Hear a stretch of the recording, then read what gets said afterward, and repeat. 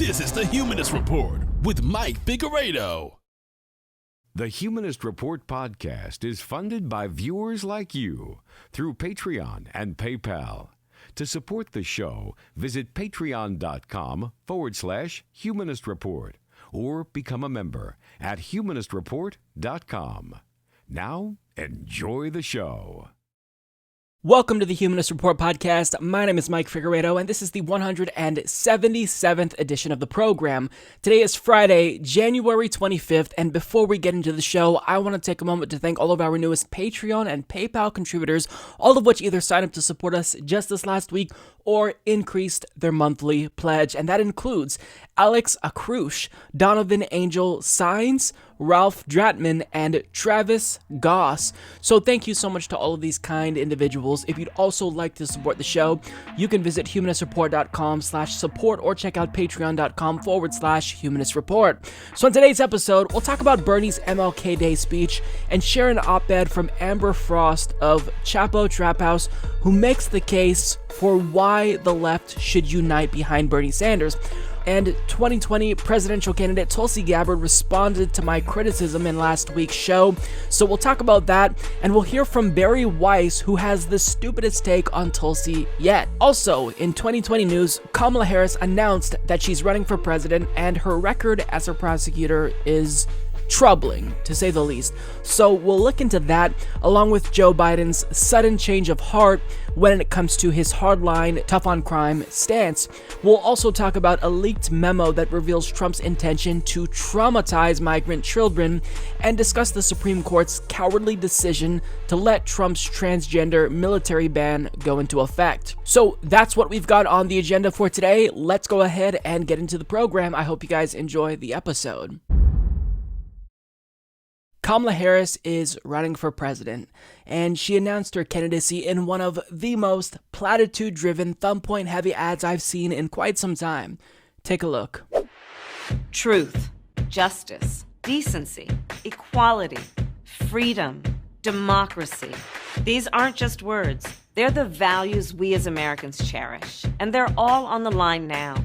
The future of our country depends on you and millions of others lifting our voices to fight for our American values.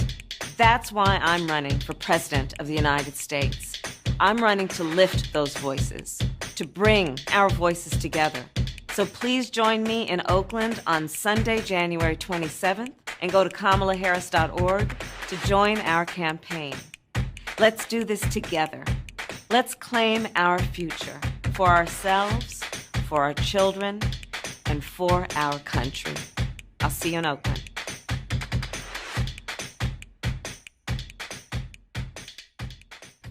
I don't mean to be Captain Obvious here, but there wasn't a single policy proposal in that entire announcement ad. Now, if you're running for president, you'd think that the candidate would want to put that front and center, but nonetheless, there was nothing. And when you go to Kamala Harris's website, you still don't see much policy proposals. In fact, you see none. However, at this stage, she does have a store up. So if you want to purchase a hat or a shirt, you can do that. But with that being said, to be fair, I do like what I've seen from her with regard to the policy proposals she's alluded to supporting. So for example, she supports Medicare for All.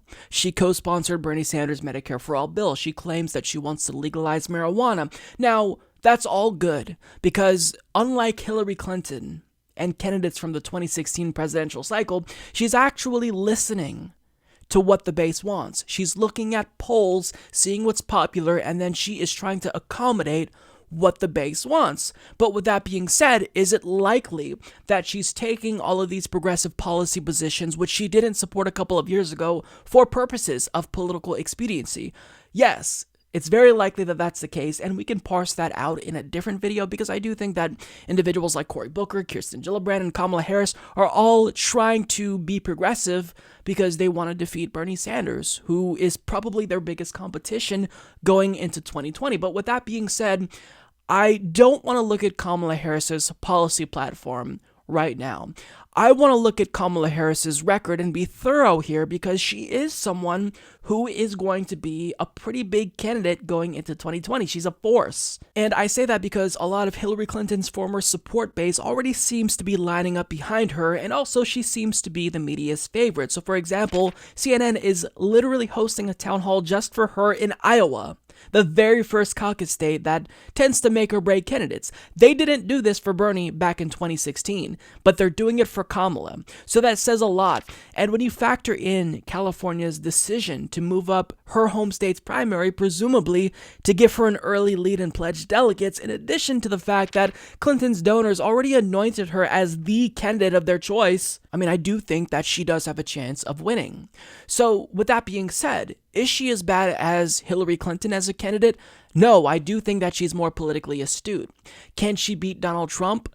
It's possible. I don't think she has as good of a chance as Bernie Sanders, but simply put, I do think she's a serious candidate with a real chance. So with that being said, it is important that we look at her record and we examine what Kamala Harris did as Attorney General, because she previously characterized herself as a progressive prosecutor.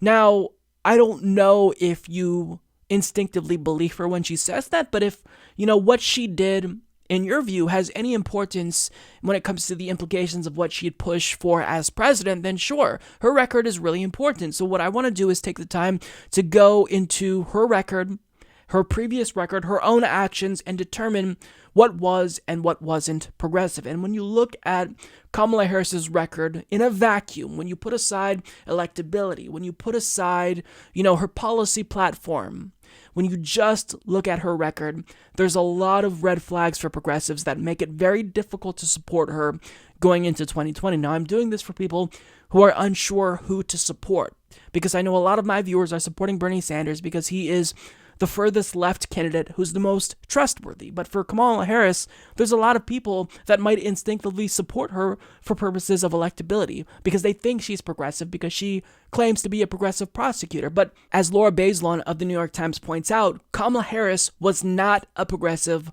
prosecutor. And I agree with this because when you look at her record, when you look at her tenure as California's Attorney General, well, she has a history of prosecuting the poor while simultaneously protecting the powerful. Now, you may think that that's not important, that her past record is meaningless, but I think going into 2020, in the event she's elected president, this will give us a sense of how she'd govern, how her policies would look on a broader scale, her views on justice on a broader scale. So getting to that article, as Bazelon explains, time after time, when progressives urged her to embrace criminal justice reforms as district attorney and then the state's attorney general, Miss Harris opposed them or stayed silent.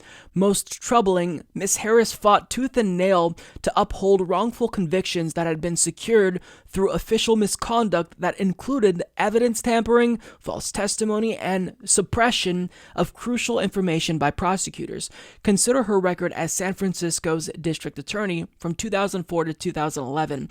Ms. Harris was criticized in 2010 for withholding information about a police laboratory technician who had been accused of intentionally sabotaging her work and stealing drugs from the lab. After a memo surfaced showing that Ms. Harris deputies knew about the technician's wrongdoing and recent conviction, but failed to alert defense lawyers, a judge condemned Ms. Harris's indifference to the systemic violation of the defendant's constitutional rights. Ms. Harris contested the ruling by arguing that the judge, whose husband was a defense attorney and had spoken publicly about the importance of disclosing evidence, had a conflict of interest. Ms. Harris lost. More than 600 cases handled by the corrupt technician were dismissed. Ms. Harris also championed state legislation under which parents whose children were found to be habitually truant in elementary school could be prosecuted despite concerns that it would disproportionately affect low-income people of color. Ms. Harris was simply regressive as the state's attorney general. When a federal judge in Orange County ruled that the death penalty was unconstitutional in 2014, Ms. Harris appealed. In a public statement, she made the bizarre argument that the decision undermines important protections that our courts provide to defendants. The approximately 740 men and women awaiting execution in California might disagree. Now, I just want to pause right there because when she refers to herself as a progressive prosecutor, it's clear that that was not the case. Her record as a prosecutor has historically been conservative and regressive, as Bazelon points out.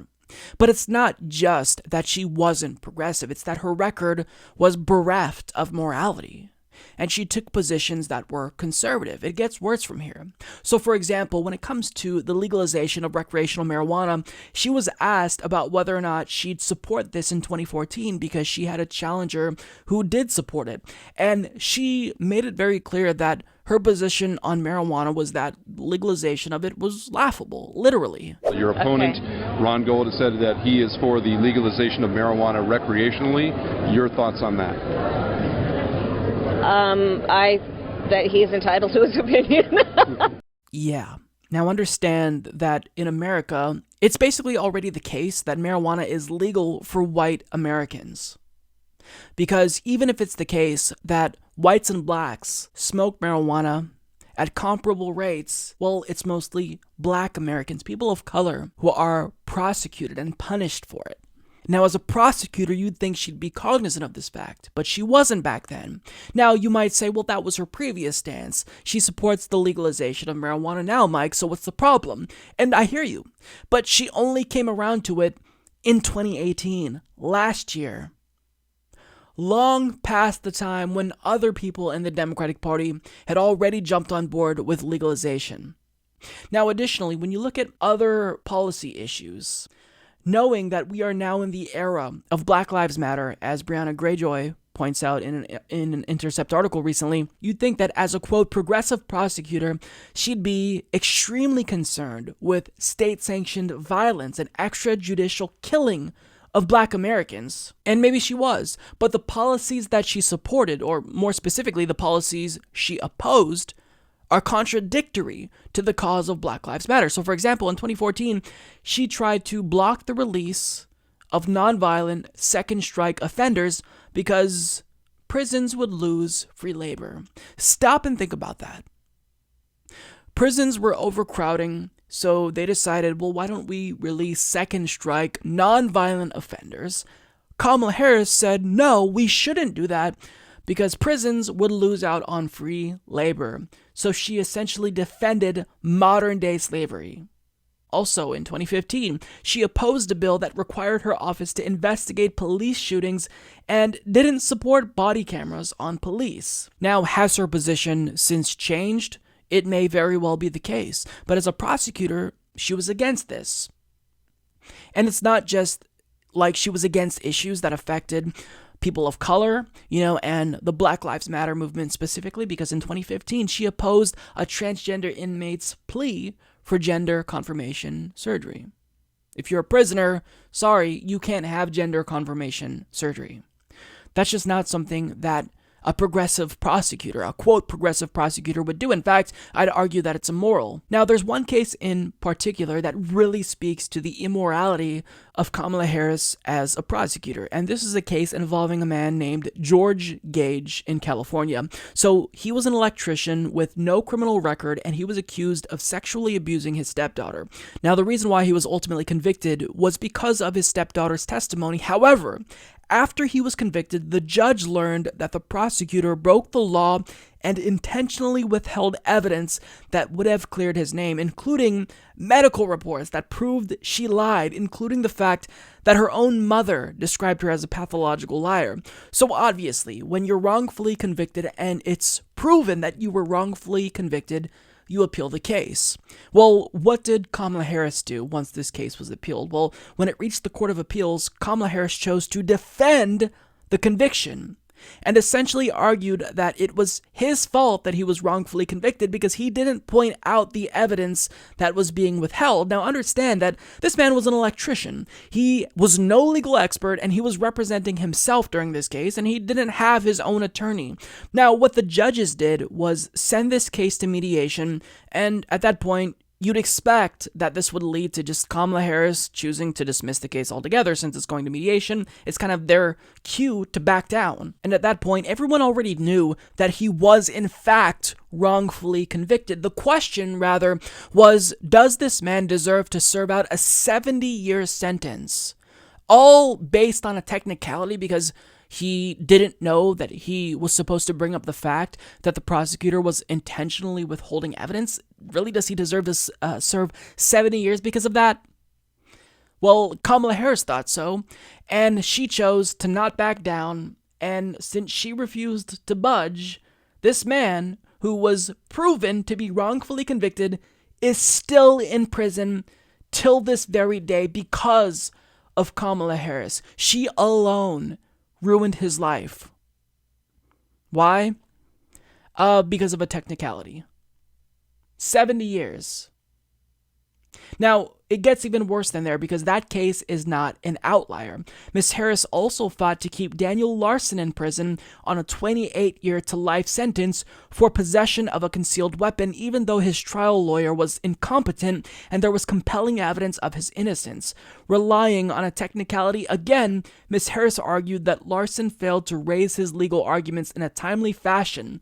This time, she lost. She also defended Johnny Baca's conviction for murder, even though judges found a prosecutor presented false testimony at the trial. She relented only after a video of the oral argument received national attention and embarrassed her office. And then there's Kevin Cooper, the death row inmate whose trial was infected by racism and corruption. He sought advanced DNA testing to prove his innocence, but Ms. Harris opposed it. After the New York Times expose of the case went viral, she reversed her position. All this is a shame because the state's top prosecutor has the power and the imperative to seek justice. In cases of tainted convictions, that means conceding error and overturning them. Rather than fulfilling that obligation, Ms. Harris turned legal technicalities into weapons so she could cement injustices. Now, that's just a few anecdotes, but stepping back and looking at the bigger picture, seeing the broad impact Kamala Harris had, well, as Hannah Georges of The Atlantic explains, under District Attorney Kamala Harris, the overall felony conviction rate in San Francisco rose from 52% in 2003 to 67% in 2006, the highest seen in a decade. Many of the convictions accounting for that increase stemmed from drug-related prosecutions, which also soared from 56% in 2003 to 74% in 2006. Now, on top of all of these injustices, there's also a component of hypocrisy that needs to be examined. Because in her book that she recently released, she literally talks about how, quote, America has a deep and dark history of people using the power of the prosecutor as an instrument of injustice. And she talks about how she saw firsthand how prosecutors would actually hide evidence that would have exonerated defendants. So that's what she talked about in her book, all while conveniently not mentioning the fact that she did these things that she denounced in her book. Now, to be fair to Kamala, it wasn't as if the totality of her record was bad, that she was a regressive prosecutor 100% of the time, because she did do things that did help people. As Attorney General of California, she required officers to undergo implicit bias training, and she also created a program that let first-time nonviolent offenders have their charges dismissed if they completed vocational training. And this is all really positive things that probably had a positive impact on thousands of lives, but that doesn't erase the suffering she chose to inflict on people as a prosecutor. And when you juxtapose her treatment of the poor with the way she handled crimes committed by the rich and the powerful, well, the picture gets even worse. And it gets a lot worse. Because you'd think that if she's this tough-on-crime prosecutor, then she's going to treat the poor and the powerful the same, right? There's not going to be two standards of justice. She's not going to lay out this two-tiered approach to justice just because someone's powerful, right?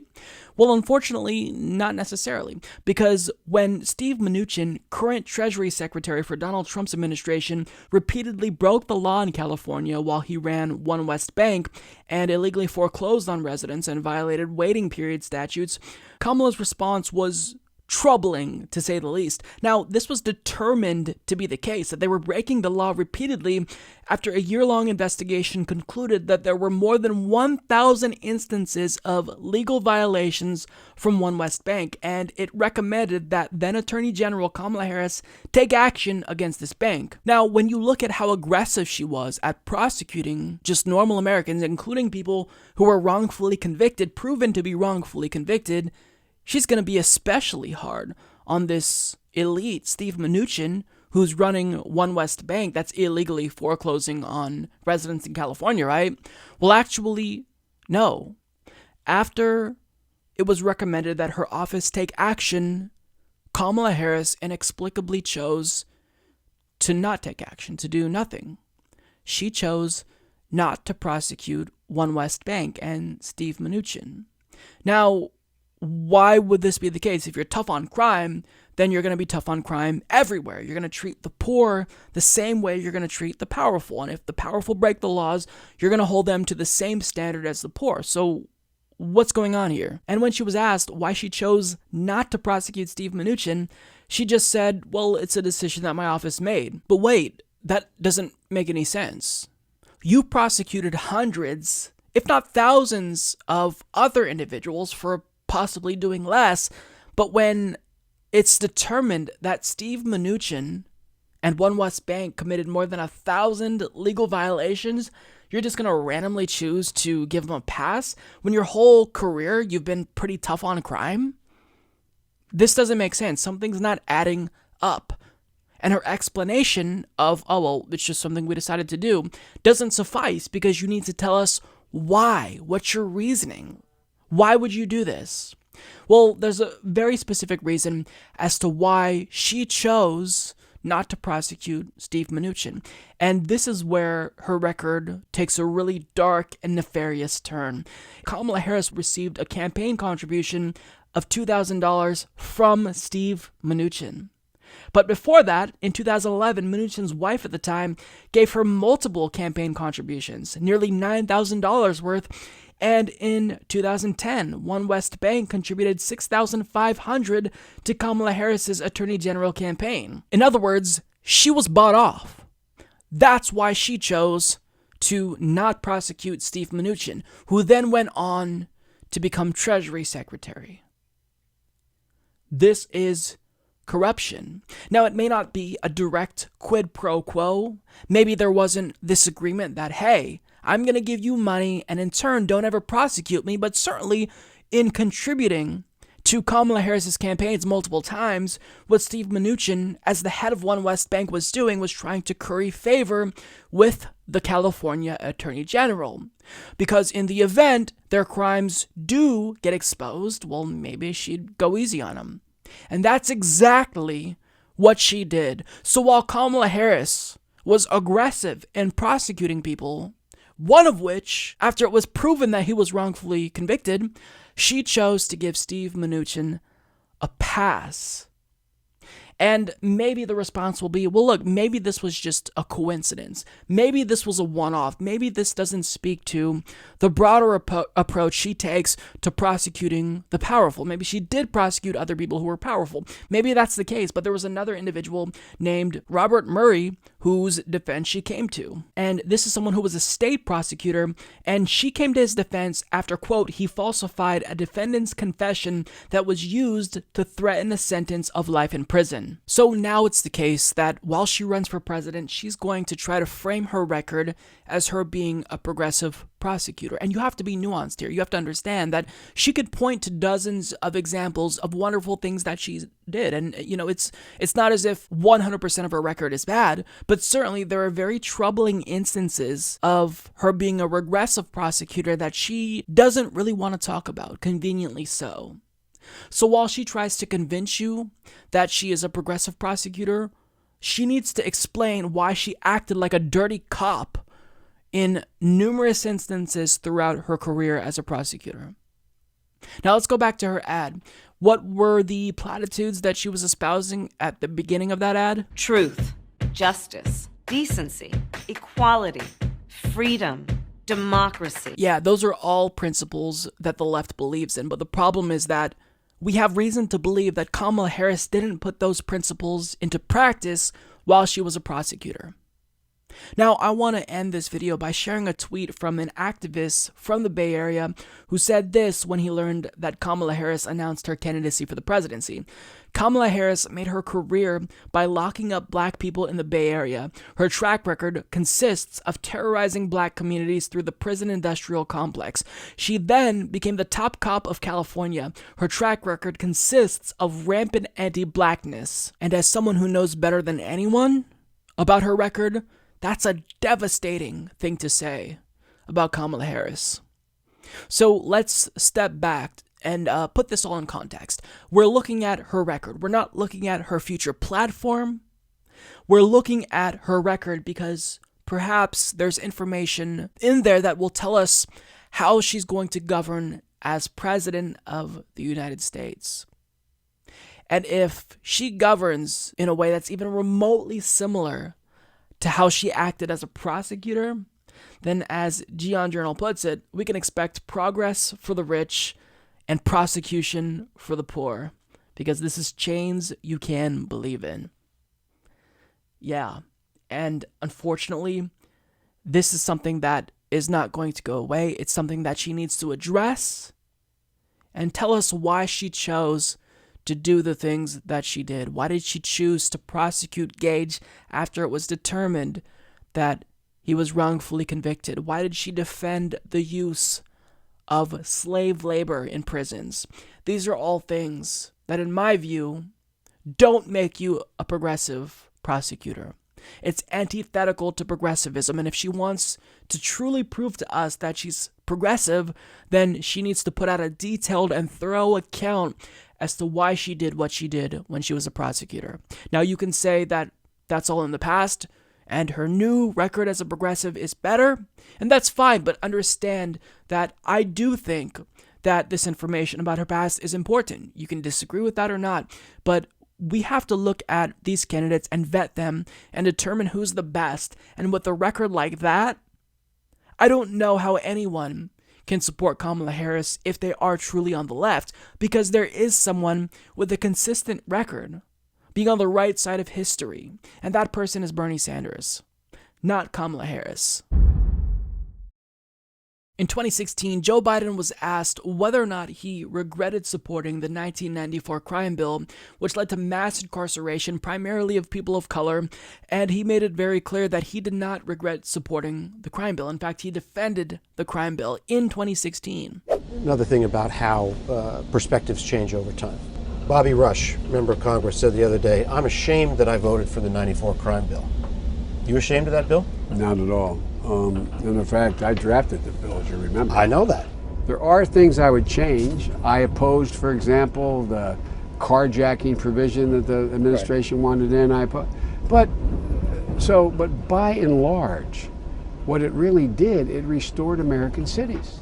So to still defend the crime bill in 2016 after he saw how Hillary Clinton was taking a lot of flack for supporting the crime bill, he still defended the crime bill.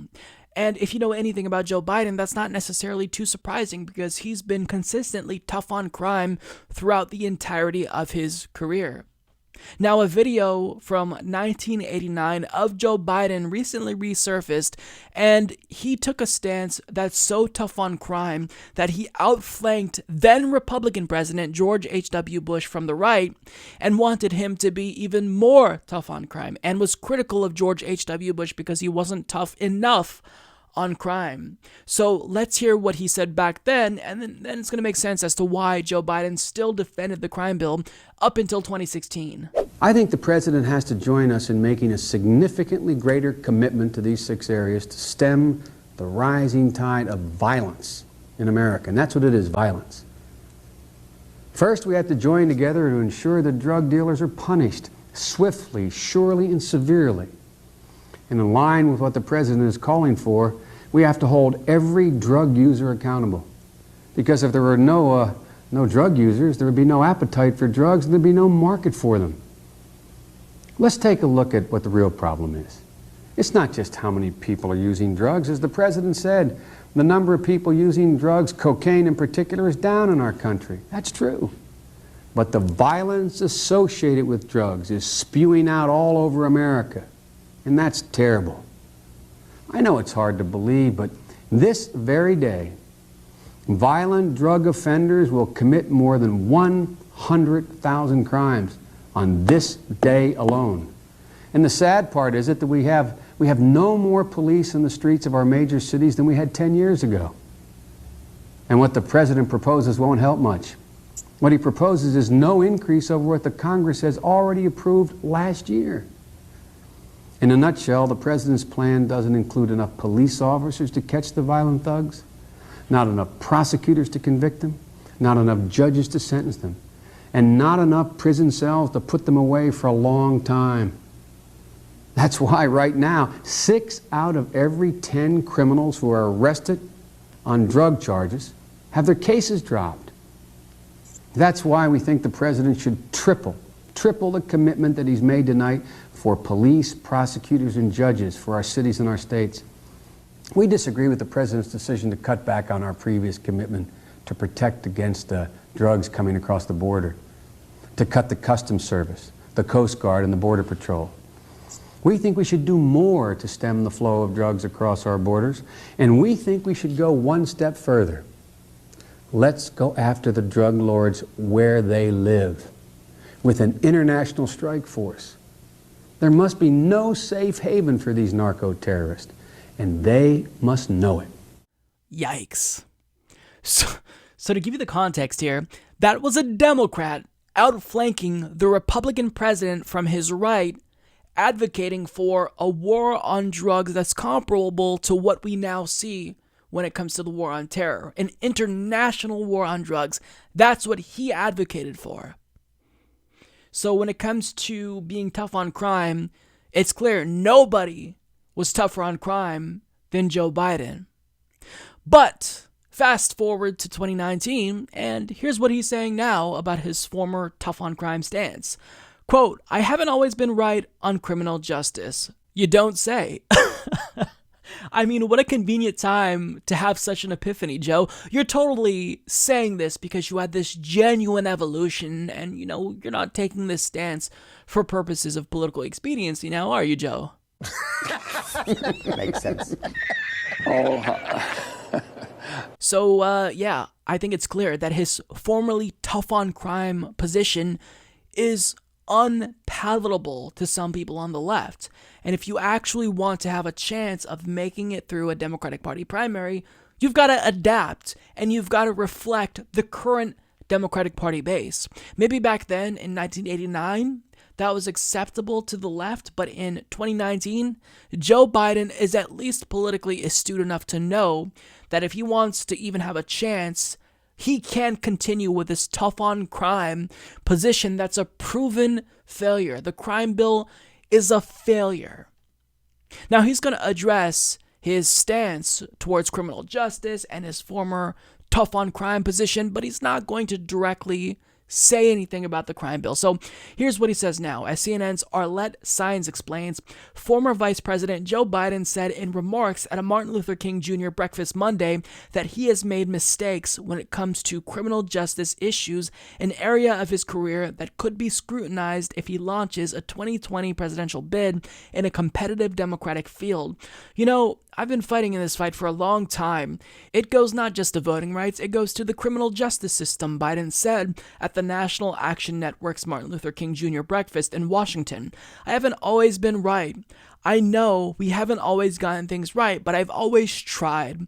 Biden made no mention of his support for a 1994 crime bill that set strict sentencing standards and critics have argued led to an era of mass incarceration, but he highlighted his later work with President Barack Obama to address the sentencing disparity for crack versus powder cocaine. It was a big mistake when it was made, he said. We thought we were told by the experts that crack, you never go back. It was somehow fundamentally different. It's not different, but it's trapped an entire generation. The former vice president also argued that white Americans must acknowledge systemic racism still exists. there's something we have to admit. Not you, we, white America, has to admit there's still a systematic racism, and it goes almost unnoticed by so many of us, he said. Biden's speech, made on Martin Luther King Jr. Day, before a group founded by the Reverend Al Sharpton, serves as a possible overture to black voters as he molds the 2020 presidential run. So, I'll give him credit where it's due. You can't talk about the problem and address the problem of mass incarceration unless you admit that there's a problem in the first place. And certainly, if you were someone who was instrumental in creating that problem, you have to admit culpability. And what this was here was an admission of guilt to a degree. Not perfect by any means, but certainly he's admitting that conveniently in 2019, he's suddenly realizing that maybe he wasn't always right when it comes to crime, criminal justice, and his previous stances with regard to the 1994 crime bill. So understand that we're going to see a lot of Democrats suddenly evolve on things that aren't going to help them going into 2020. If you didn't support Medicare for All in 2016, then you sure the fuck do now. If you didn't renounce the 1994 crime bill in 2016, you sure the fuck do now. Meanwhile, though, Bernie Sanders doesn't really have to renounce anything because he's had the same policy positions for decades. So, to me, it doesn't even make sense why there's a debate. If you are on the left, there's no question about who the leftist candidate is. It's Bernie Sanders. He didn't have to evolve on Medicare for All. He talked about this for decades. He didn't have to evolve on the crime bill. He's talked about this for decades. So as we see a bunch of politicians running in 2020 have this sudden evolution in their personal feelings about the crime bill and Medicare for All, understand this. There's one candidate in this race that has been consistent for the totality of his career. Now, I don't think you're going to find anyone else with more foresight than that. And heading into the post-Trump era, which I hope will come to fruition in January of 2021, we need someone who is not going to get us into another mess that down the road leads to an even bigger clown than Donald Trump. And really, I'm not confident that anyone else can do that besides Bernie Sanders, because even the best candidates like Elizabeth Warren, who I consider to be top 3 in this race, alongside Bernie and Tulsi Gabbard, Elizabeth Warren was a Republican in 1995. Now, I trust her, right? I believe she's on the left. But Bernie Sanders is the one person who has been entrenched in leftist politics. So during the Democratic Party primary, if you're a leftist, it doesn't make sense to me how you can opt for anyone but Bernie when knowing how all of these candidates are struggling to match his leftism and progressivism in 2020. But this just goes to show you that even people like Joe Biden know that they have to match Bernie and match others in the race if they want to be palatable to the left. And it's good overall. I'm glad that they're changing, even if it may be disingenuous, but it does show one thing about progressives. It's that we, as a whole, are getting that Overton window to shift back to the left. It's not happening quickly, right? We're making very marginal progress, if you will, but certainly when you listen to the rhetoric espoused by even establishment Democrats, Kirsten Gillibrand, Kamala Harris, when it comes to healthcare, education, that effect is what I like to call the Bernie Sanders effect. It's the effect of progressives having so-called purity tests and not taking any bullshit from the Democratic Party and demanding that you have to represent us. So, yeah, I'll leave that there. Certainly, it's good that Joe Biden, isn't still trying to defend the atrocious crime bill, which was a catastrophe, which led to mass incarceration and exploded the prison population. I mean, certainly, that's a positive step in the right direction, even if it may be disingenuous, but let's hear what he has to say about private prisons. Are you going to call for a ban on private prisons, Joe? Are you going to take money from them? I think you need to go further. This is just a really small step in the right direction, but we all know that Joe Biden, we can't expect too much from him because he is the worst candidate in the field in 2020. I don't think you're going to get a more conservative Democrat during the 2020 Democratic Party primary than Joe Biden. So, yeah, we'll see how it goes, but certainly he knows that his tough on crime stance is coming back to bite him in the ass, and it's not the only part of his record that will be called into question. He has other things to answer for, and Anita Hill is certainly one of them. Once Tulsi Gabbard announced that she was running for president, pretty much the entirety of her record was combed through and put on display, and she received a lot of criticism, not just from individuals within the neoliberal center-left, but from the progressive left as well. Now, looking at all of these critiques, I actually released a video titled "Are Criticisms of Tulsi Gabbard's Record Fair?" And in this video, I went through all of the new revelations about her record, and I distinguished between the criticisms that I found fair and the ones that I thought were illegitimate and, frankly, nothing more than disingenuous smear attempts. Now, for a good portion of that video, I was critical of her past on LGBTQ rights, because even if I applauded her for her pro-LGBTQ voting record, I still took issue with the fact that, according to an Aussie article where they interviewed Tulsi, her personal views haven't changed. Now, to me, that was something that I found hurtful, because I don't want you to just begrudgingly go along with pro-LGBTQ rights and co-sponsor LGBTQ equality legislation because that's what you think is expected of you as a Democrat. I want you to want to fight for us. So I took issue with that, and I was critical of the fact that her personal views haven't evolved to match her voting record. And to be fair, that wasn't my only criticism of Tulsi Gabbard's record. I also criticized her stance on torture, her association with Modi and BJP, along with her vote against Syrian and Iraqi refugees. But for the most part, I paid a lot of attention to her anti-gay past, and as a result, she released a video apologizing again for her past stance and statements on LGBTQ rights, and her campaign also reached out to me in order to clarify her position. So I'm going to show you the video that she released in its entirety, and then I'm going to tell you about her campaign reaching out to me and what they said and my thoughts on that. In my past, I said and believed things that were wrong. And worse, they were very hurtful to people in the LGBTQ community and to their loved ones. Many years ago, I apologized for my words and, more importantly, for the negative impact that they had. I sincerely repeat my apology today. I'm deeply sorry for having said them. My views have changed significantly since then, and my record in Congress over the last 6 years reflects what is in my heart: a strong and ongoing commitment to fighting for LGBTQ rights. Now, I know that LGBTQ people still struggle. They're still facing discrimination, still facing abuse, and still fear that hard-won rights are going to be taken away by people who hold views like I used to. That cannot happen, because every American deserves to be treated equally by their fellow Americans and under the law. I will continue to fight for LGBTQ people, whether they're in school, serving in uniform, trying to get health care, taking care of their family, or looking for a home.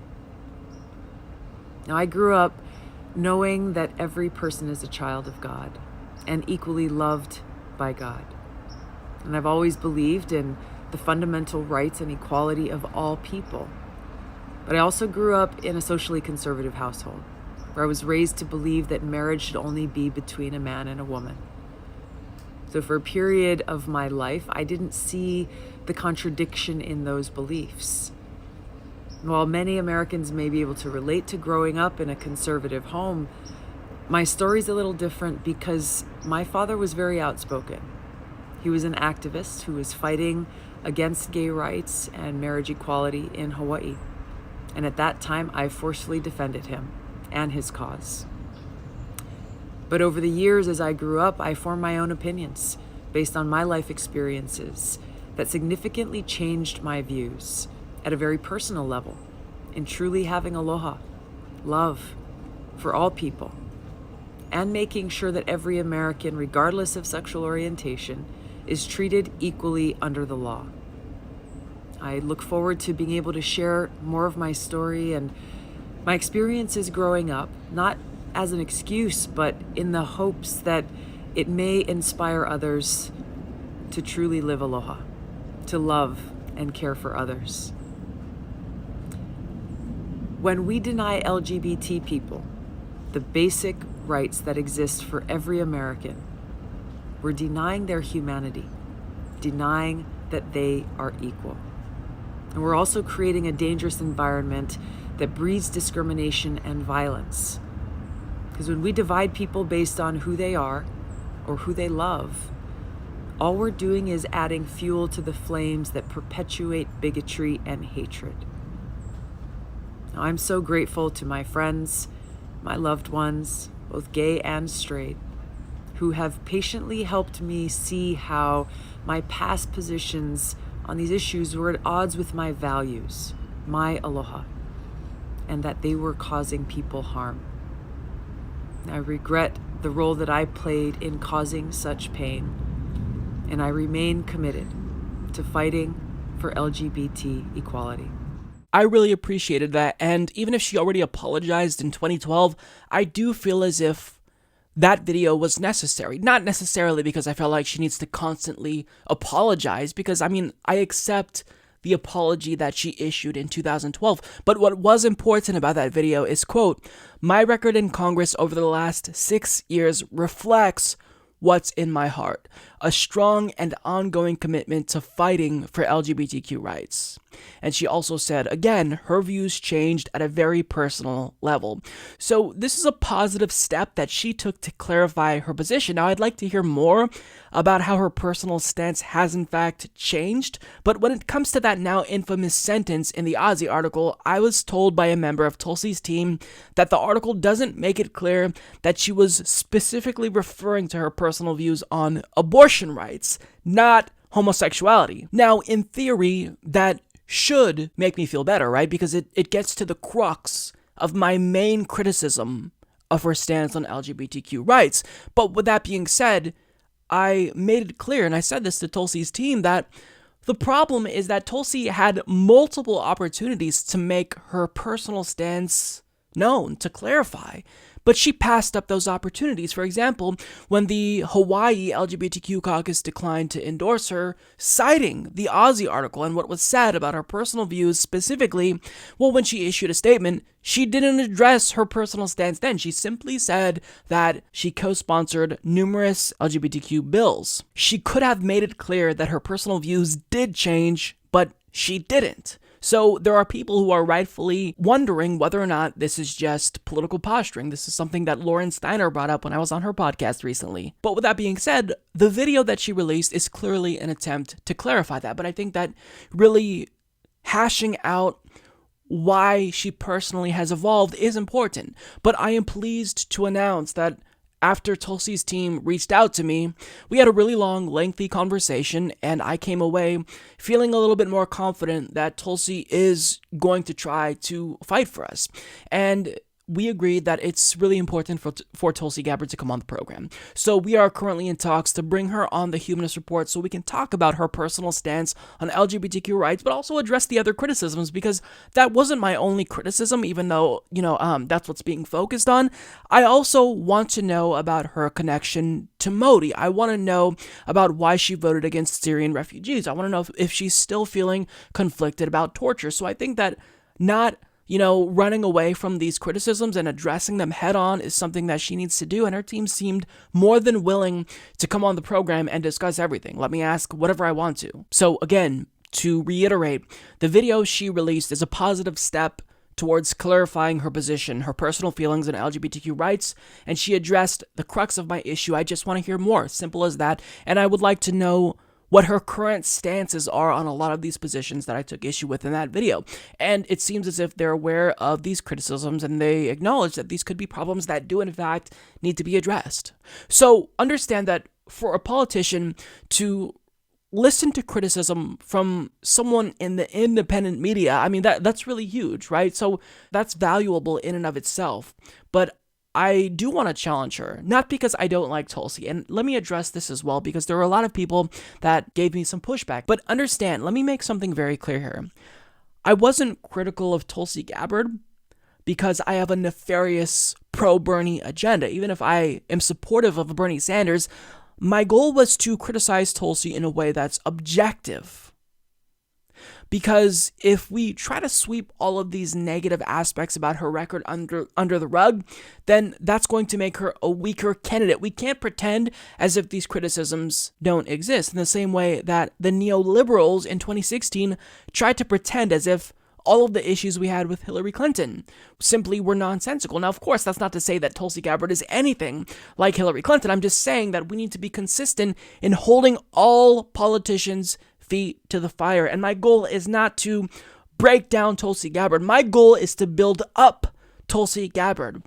Because understand, I have no interest in crushing Tulsi at the behest of Bernie. If Tulsi Gabbard wins the nomination, it very well may be the case that Bernie is her VP, or if Bernie wins the nomination, she could be his VP. So these are individuals that I see as allies, and by criticizing them, we are making them stronger. And if you're going to criticize them, if you're going to hash out these things, and if you want answers to questions that may be lingering about the records, now is the time to do it. The election is 2 years away. Now is the time to do it.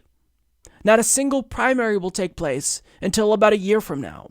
So if you have questions and you want answers about their record, don't sit on it and pretend as if everything is peachy keen. No candidate is perfect. No candidate, including Bernie Sanders. So my goal here, in trying to be objective and fair, in looking at which criticisms of Tulsi I agreed with and disagreed with, my goal was simply objectivity, and that's it.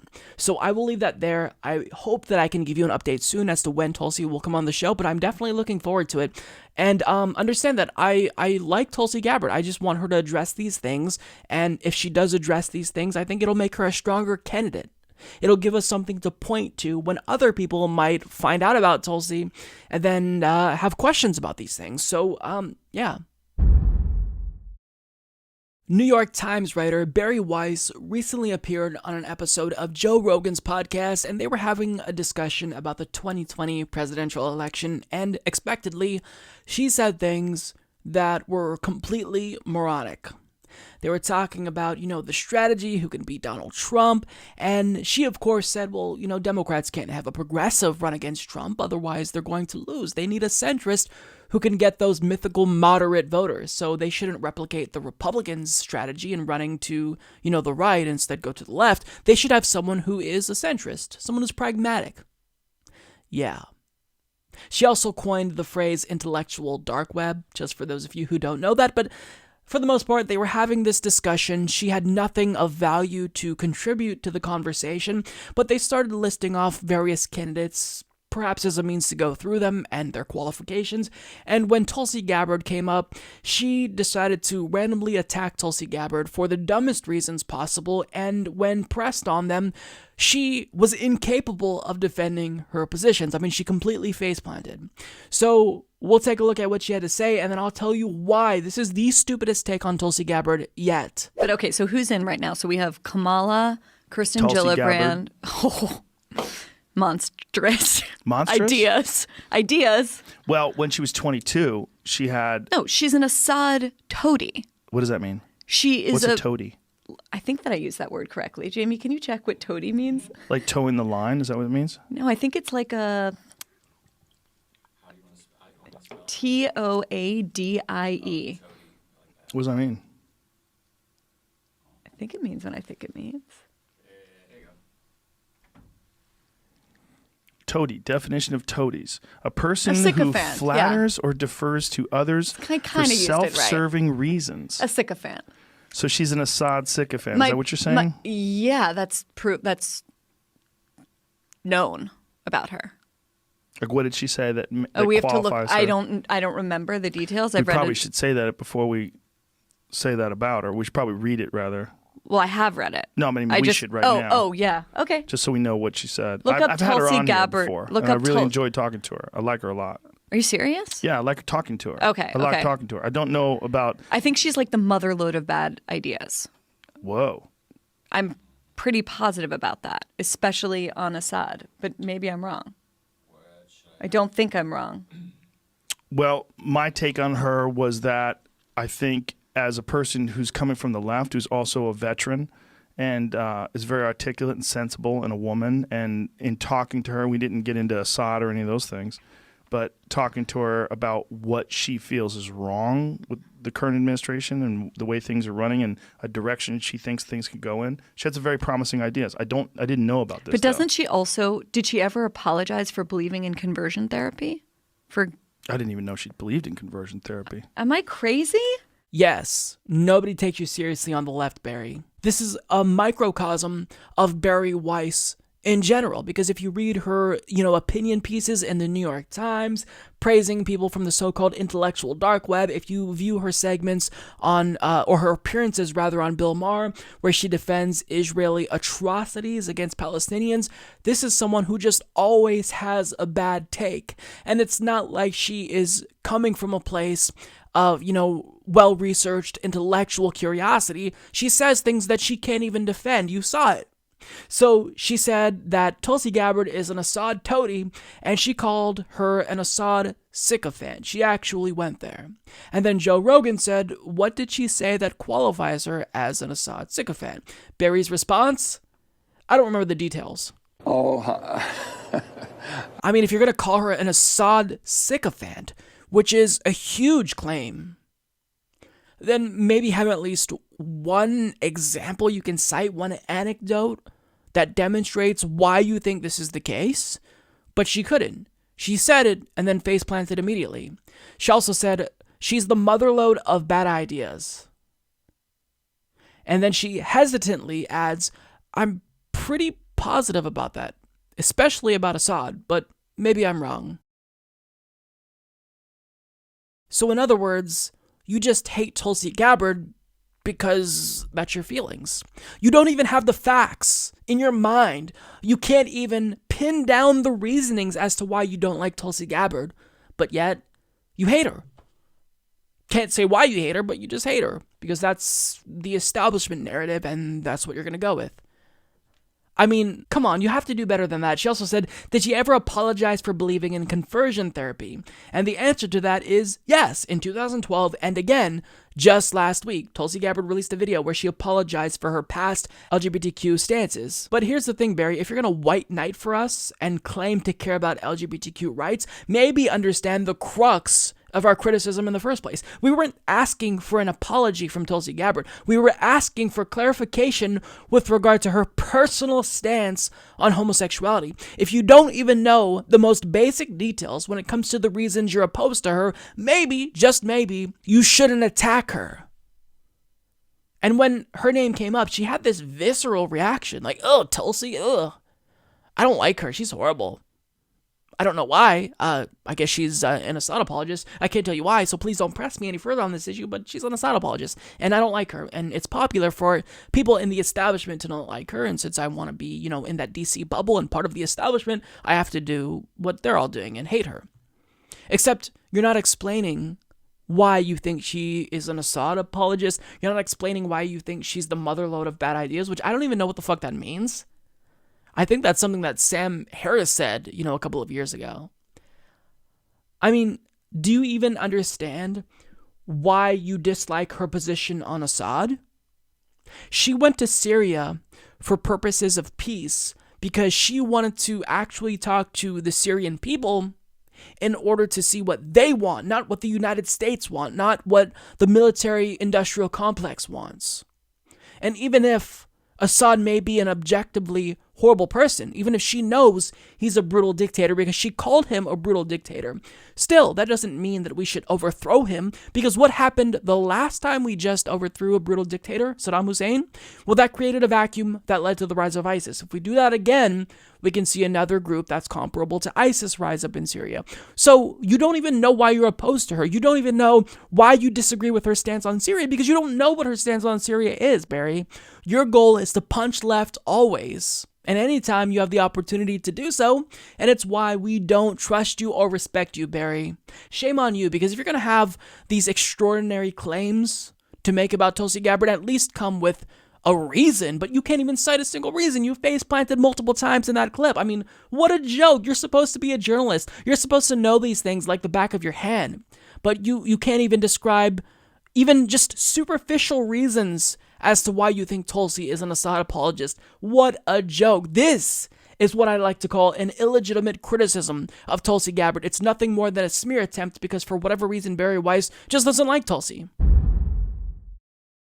Bernie Sanders was invited to speak at an MLK Day event by the NAACP, and he gave a speech on MLK that is really important, and I think that really everyone needs to see it because his words here are very powerful, and I think it demonstrates that Bernie Sanders is really honing his skills as an orator when it comes to delivering a message that is progressive, that demonstrates his understanding of both social and racial justice as well as economic justice. So here's his speech. It's relatively long, but I would encourage you to, if you don't want to sit through his speech during this segment, I'll link to his full speech in the description box. I'd actually encourage you to go there first before watching this, because watching it in its entirety really gives you the full perspective. But nonetheless, here's a clip of his speech. It gives me no pleasure to tell you that we now have a president of the United States who is a racist. We have a president of the United States who has done something that no other president in modern history has done. What a president is supposed to do is to bring us together. And we have a president intentionally, purposely, is trying to divide us up by the color of our skin, by our gender, by the country we came from, by our religion. Racial equality must be central to combating economic equality if we are going to create a government that works for all of us and not just the 1%. Racism is alive when the United States Supreme Court and Republican governors make it harder for people of color to vote and when they suppress the vote. And that is why I believe we need a constitutional amendment to guarantee every American the right to vote, and that we enact automatic voter registration. Racism is alive and well when we have a broken criminal justice system and we have more people in jail than any other country on earth. We need in this country real criminal justice reform, and that means we need jobs and education for our young people, not more jails and incarceration. It means ending the cash bail system, which puts people in jail for the crime of being poor. It means ending the so-called war on drugs, which has caused so much pain and destruction in this country. It means ending private prisons. It means, when we talk about criminal justice reform, understanding that we need police reform and that lethal force is the last resort, not the first. Now, in 1963, a few years ago, when I was a college student, I had the honor of being in Washington, D.C. to hear Dr. King's speech, the I Have a Dream speech. And along with hundreds of thousands of other Americans were there that day. We were there to demand an end to racism and to support Dr. King's call for economic justice. Because let us never forget that the title of that march was Jobs and Freedom. Jobs and freedom. And I find it remarkable that 56 years after that march, many of the demands that Dr. King and others made are still demands that we have got to fight for today. Dr. King, in my view, was one of the great leaders, not only in American history, but in modern world history. He was a man of unbelievable courage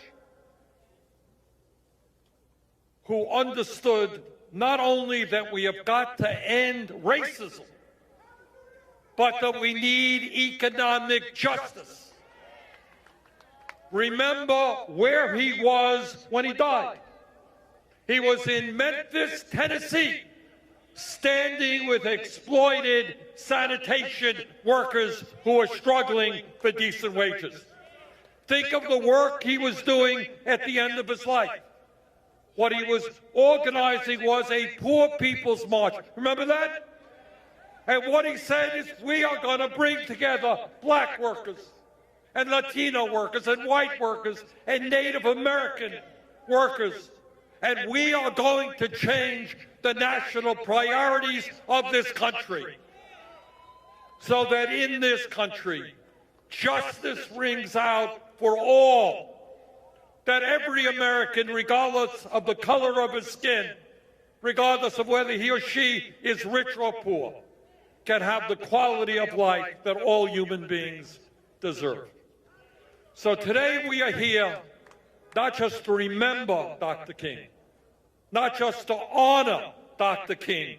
We are here to feel his revolutionary spirit, to have the courage to take on the economic and political establishment, and to create the kind of nation we know we can become. Thank you all very much. This speech gave me chills because I really am feeling more confident in Bernie's ability to communicate a message that is all-encompassing. Now, what do I mean by that? Well, before, when he talked about Medicare for All, when he talked about tuition-free public colleges and universities, what was the main smear that the establishment tried to perpetuate with regard to Bernie Sanders? They'd say, well, he's talking about, policies that exclusively service the white working class in particular, not black working class Americans or Latino working class Americans. He's trying to reach out to the white working class. Now, we all know that that's bogus, but what he's saying here, and he goes into this in greater detail in the full clip, he makes it clear that all of his policies would in fact benefit all members of the working class, regardless of race, gender identity, sex. All members of the working class would benefit from his policies, and he actually went into really explicit examples. So, for example, he talked about healthcare disparities between blacks and whites, and how Medicare for All would help to close that divide. But also, he talked about the importance of seeking criminal justice reform, because this is something that is needed. And we're talking about real, comprehensive criminal justice reform, because it is leading to disproportionately black and brown Americans being locked up at a greater rate than whites. And he cited very specific policies: ending cash bail, ending the drug war. So understand that what I see here from Bernie is the willingness to listen to criticisms, even if those criticisms from the establishment are hacky, but he's honing his skills a lot more. He's making it clear that no, this is not an agenda that is tailored to the white working class. Stop disaggregating the working class. It's just the working class. And all of his platform, the totality of his policies, would benefit all members of the working class of all colors. So stop trying to disaggregate the policies he's talking about. Now, he then talked about MLK's legacy and how we're still having to fight for the vision of America that MLK wanted.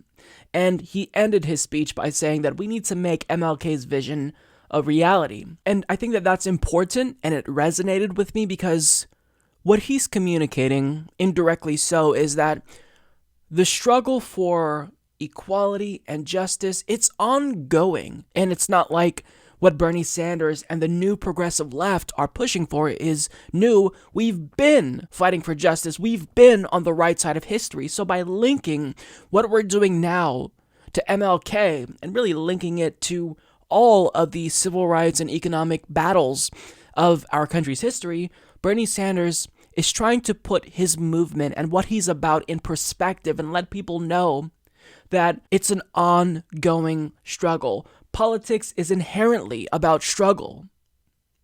It's about people with power versus people without power, and it's never going to change. But the point is that we continue that struggle and we continue to right the wrongs of our country. So I really like what he said here, because as he gears up to run for president, it's clear that he is going to do everything in his power to bring together all of the working class, create a multicultural coalition of working class individuals from across the country, of all demographics, to make sure that together we have class consciousness and there's solidarity among all of us working class people of all colors and genders. And we know what's at stake and what we have to fight.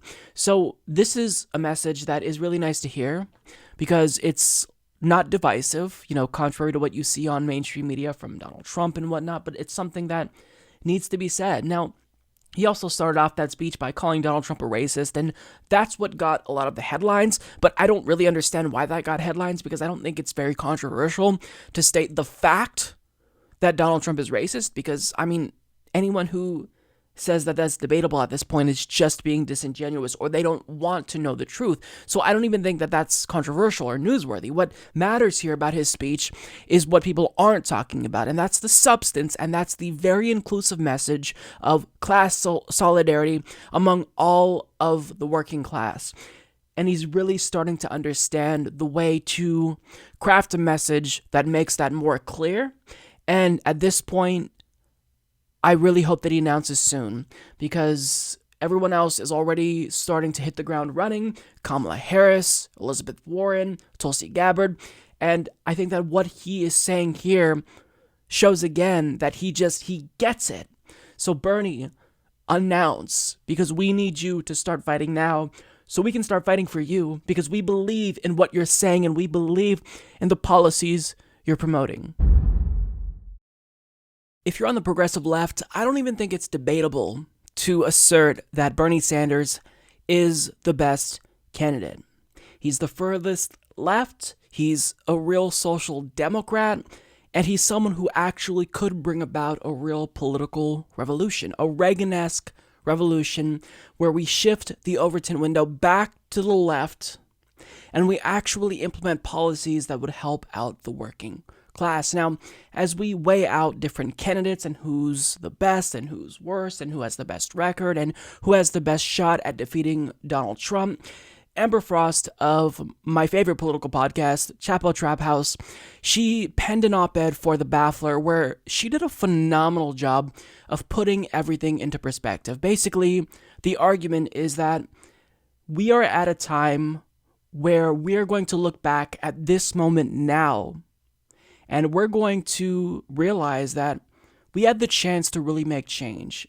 But this is going to be the moment, make no mistake about it, where we're going to see that our country either did or didn't take bold action to bring about real change. And really, I think the overarching message is, do you want to be part of that movement? Do you want to look back at this moment now and think, I did everything I could to get Bernie Sanders elected? Win or lose, we did everything to bring about positive change. And that's what this article is about. Amber starts off the article talking about how 3 years ago she attended a draft Warren rally, which she described as painfully nerdy.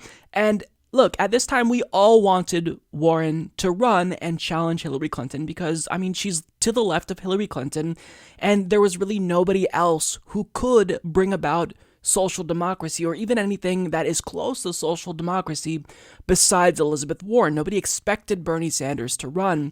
But what Amber says here is that at the end of the day, Elizabeth Warren is no Bernie Sanders. She's an incrementalist. In 2013, when the fight for 15 was starting to gain prominence, Elizabeth Warren proposed an increase that was only $10 an hour, and not just $10 an hour that year, gradually, over multiple years.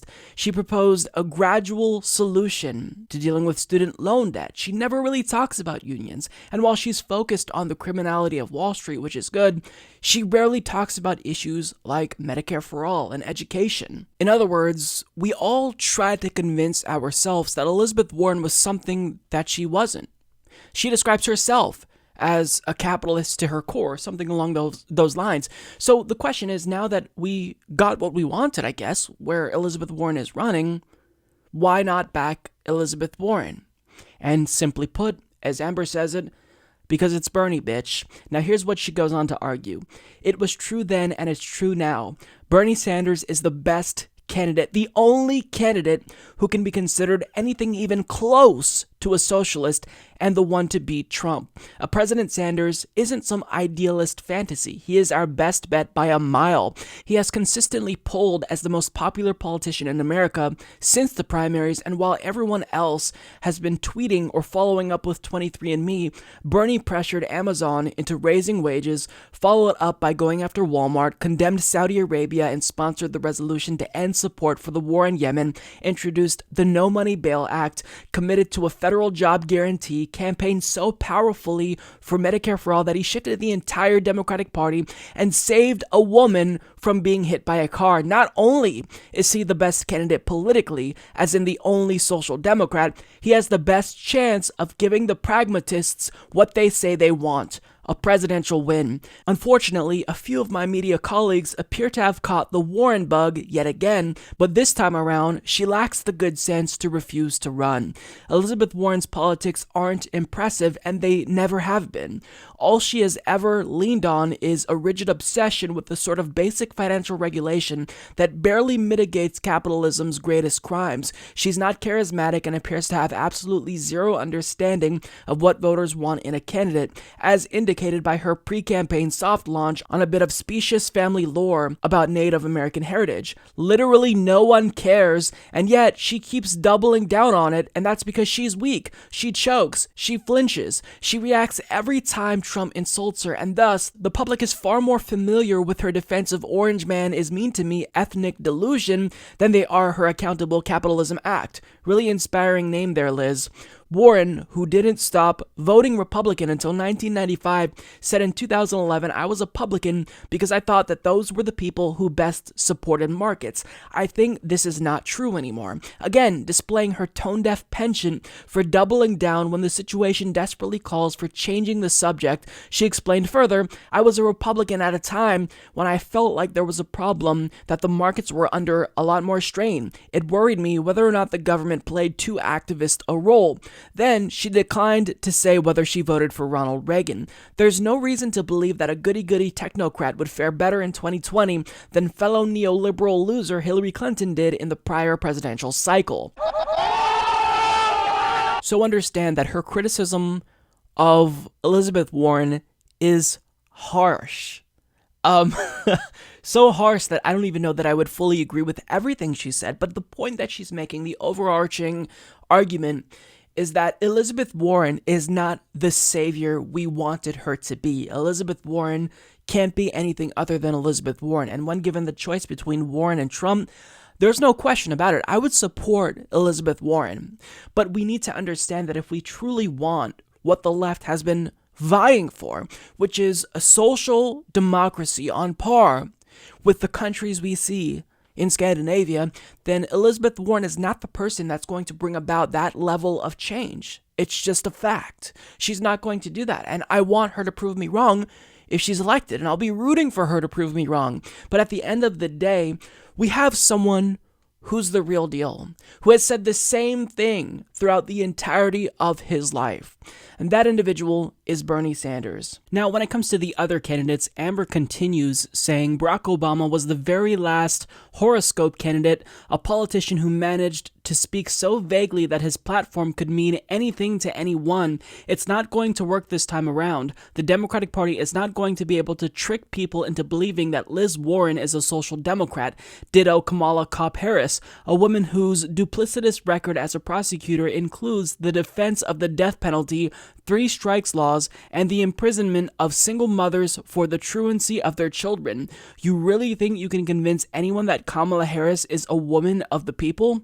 Sherrod Brown has gone all in with Russiagate hysteria. Also, he signs his tweets. And before you even think of it, don't bother with Beto, who is to the right of all of the aforementioned and votes to the right of the median Democrat. His district is majority Democratic, so he could plausibly vote to storm the Winter Palace and still keep his seat, but he joined the New Democrat coalition in order to advance business interests.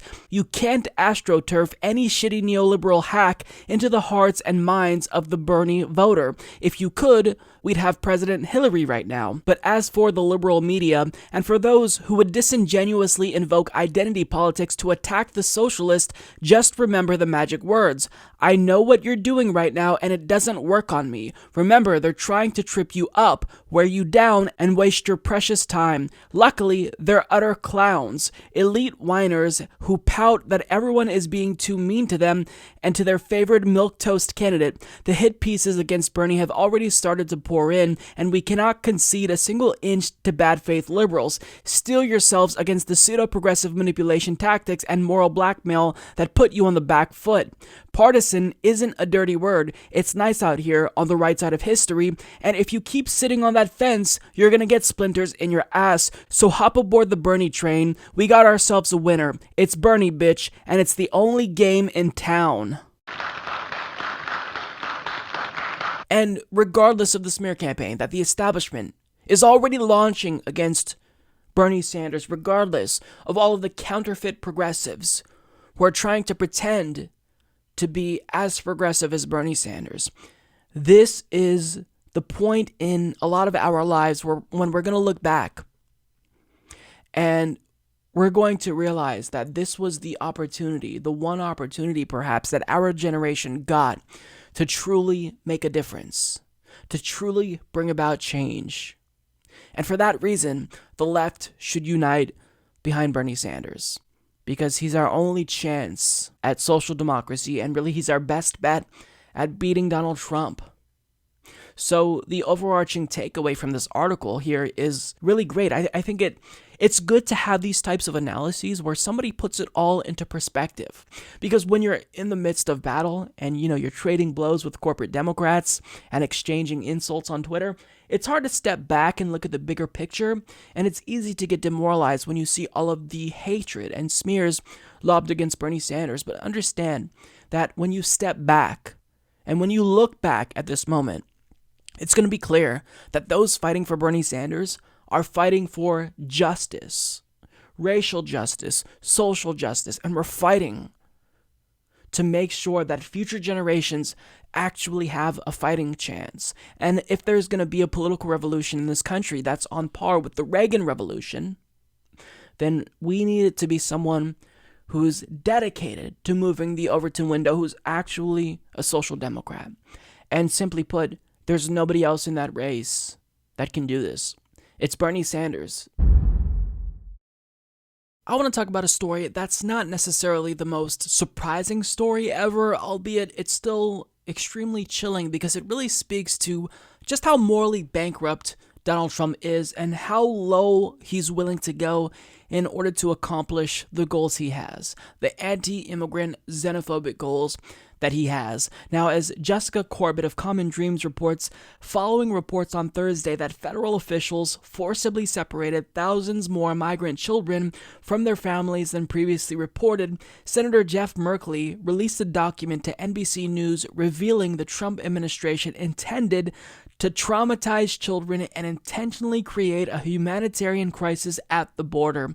The December 2017 draft memo, which Merkley shared with NBC News after receiving it from a government whistleblower, shows that Trump administration officials wanted to deport children more quickly by denying them asylum hearings after taking them away from their parents. It appears that they wanted to have it both ways, to separate children from their parents, but deny them the full protections generally awarded to unaccompanied children, concluded ACLU attorney Lee Gerlant, who led a class action lawsuit on behalf of migrant parents. The leaked document, as NBC reports, also shows officials wanted to specifically target parents in migrant families for increased prosecutions, contradicting the administration's previous statements. In June, Department of Homeland Security Secretary Kirstjen Nielsen said that the administration did not have a policy of separating families at the border, but was simply enforcing existing law. Now, when I initially talked about Donald Trump's family separation policy, this was something that I alluded to.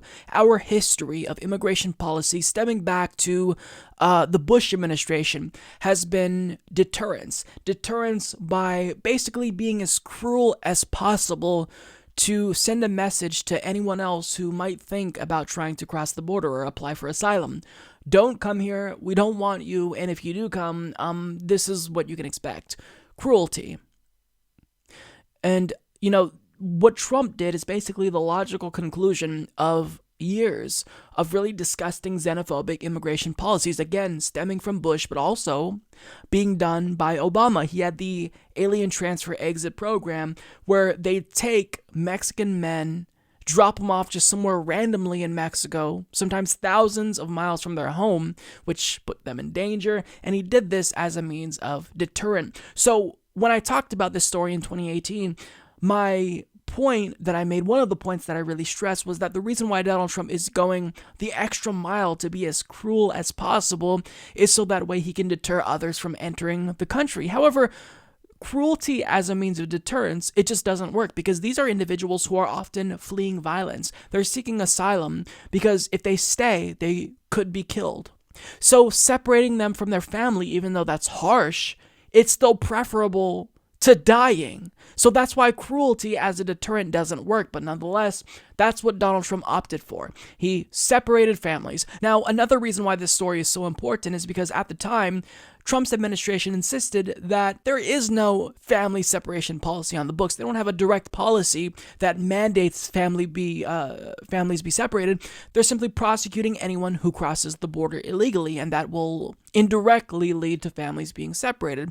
But it proves that they lied. They did have a family separation policy, and the goal was to separate families in order to traumatize the children. Here's what Jeff Merkley had to say. Well, what these documents show, Chris, is that there was extensive planning to implement a strategy of criminalizing families crossing the border.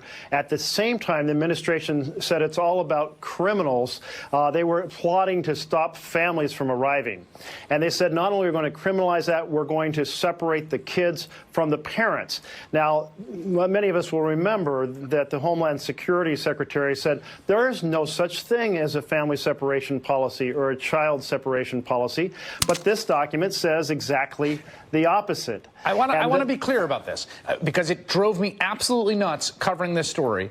Time and time again, the White House and Kirstjen Nielsen got up and said, you are out of your mind, no policy exists. And what you're saying is this document is literally a policy document in which one of the policies they contemplate and ultimately implement is child separation. Yes, the very first policy on that list, the document, is the one of criminalizing crossing the border. And the second is to separate children from their parents. And so it's all laid out here. It's a discussion. This document represents a discussion taking place between the Attorney General's office and the Homeland Security office at the highest levels. So this is very much the roadmap is being laid out for what was later done. The administration was absolutely lying to the American people when they said there was no such plan. So did Kirstjen Nielsen lie? Yes. So he's 100% correct here. They lied. They said, oh, well, we don't have a family separation policy. That's not our goal. It's just an indirect consequence of, this zero tolerance policy that we're choosing to implement. They lied.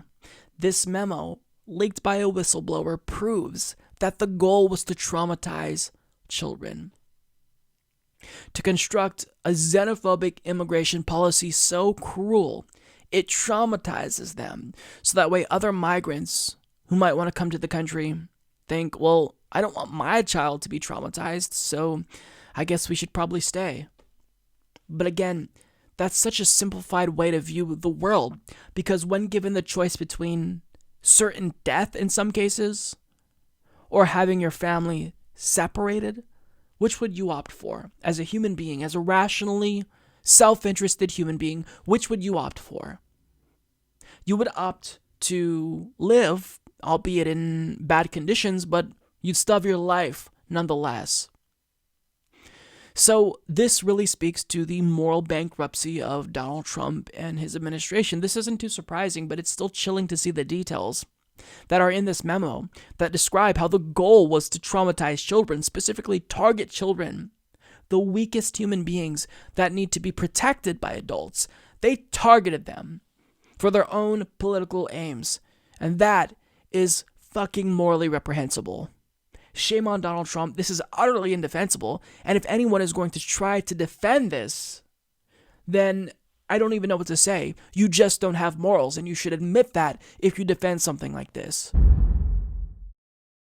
When it comes to Donald Trump's bigoted and transphobic ban on transgender Americans serving in the military, he has a short-term victory because our spineless Supreme Court decided to allow it to go into effect.